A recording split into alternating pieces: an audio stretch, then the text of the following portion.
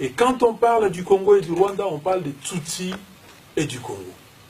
Je ne sais pas pourquoi on parle des Tutsis. Et je leur dis, moi j'étais directeur de mobile qui s'occupait du Congo, du Rwanda et du Burundi. Je n'ai jamais eu de problème avec les Rwandais. On n'a jamais parlé de problème Tutsi, on a parlé donc du Rwanda. Pourquoi aujourd'hui on parle de Tutsi? Et ça c'est des complots. Et nous sommes conscients de ces complots. Qu'est-ce qui se trame derrière cette singularisation? Aujourd'hui, si vous lisez les potentiels, tous les jours, on écrit un encart à l'extrême droit du journal, sur la première page, on dit non à la balkanisation du Congo.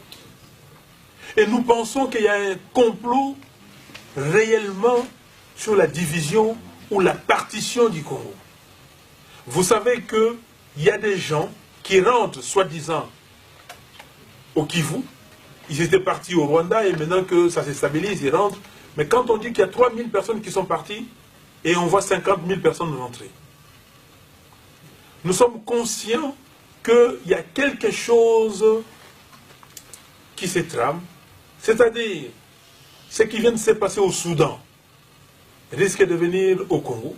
Un jour, on va vous présenter une situation disant que non, les communautés du Kivu réclament un référendum d'autodétermination.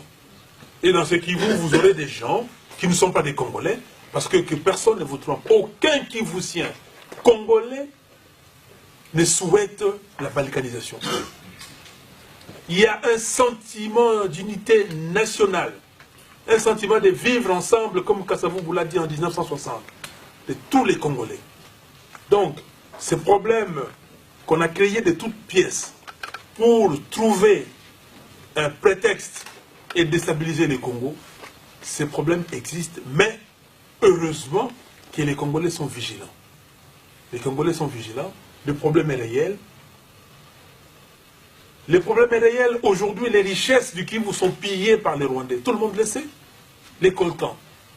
Les Rwandais exploitent les gaz méthane. Nous avons une frontière commune, nous devrions l'exploiter pour les deux pays, mais pourquoi les Congolais ne le font pas?